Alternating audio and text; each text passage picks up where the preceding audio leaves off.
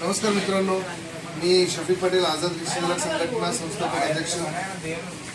2 दिवसापूर्वीच आपण एक व्हिडिओ बनवलेला होता की राज्य सरकारने जे परमिट बंद केलेले आहे, म्हणजे स्थगिती दिलेली आहे आणि यासोबत आझाद रिक्षा चालक संघटनेतर्फे अशी मागणी करण्यात आलेली होती की ई रिक्षांना सुद्धा तुम्ही वाट मोकळी करून दिलेली आहे, परंतु या ई रिक्षांना परवाना सक्ती करा, बंधनकारक करा।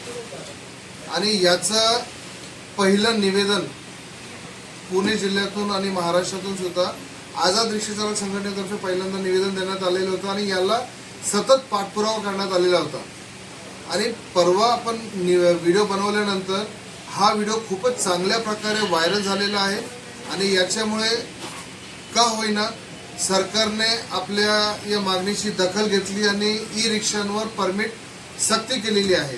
तर याबाबत आज आपल्यासोबत आपले संघटनेचे पदाधिकारी आहेत, पुणे शहर अध्यक्ष आहेत सुभाष दस, उपाध्यक्ष आहेत सलीम सय्यद, हडपसर विभाग अध्यक्ष आहेत अब्दुल मुकीद खान, तसेच मुख्तार कोतवाल व मैनुद्दीन भाई। तर या सर्वांचे मी सरकारतर्फे व आझाद रिक्षा चालक संघटनेतर्फे स्वागत करतो आणि आपण अध्यक्ष साहेब 2 शब्द बोलावेत। नमस्कार, मी आझाद रिक्षा चालक संघटनेचा पुणे शहर अध्यक्ष सुभाष दस। सर्वप्रथम सरकारचे मी आभार मानतो, त्यांनी परमिट कायमस्वरूपी बंद केले आणि ई रिक्षालाही कायमस्वरूपी परमिट असल्याशिवाय ई रिक्षा मिळणार नाही, हे केले चालू, याच्याबद्दल धन्यवाद।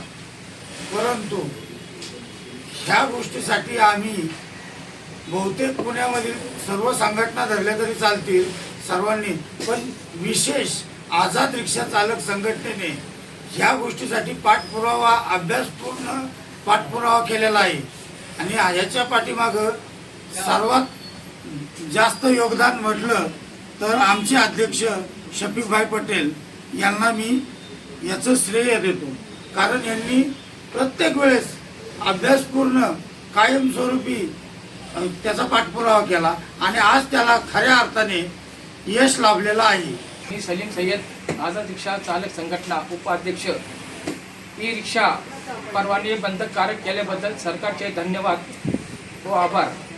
आझाद रिक्षा चालक संघटनेचा आझाद रिक्षा चालक संघटनेचा आझाद रिक्षा चालक संघटनेचा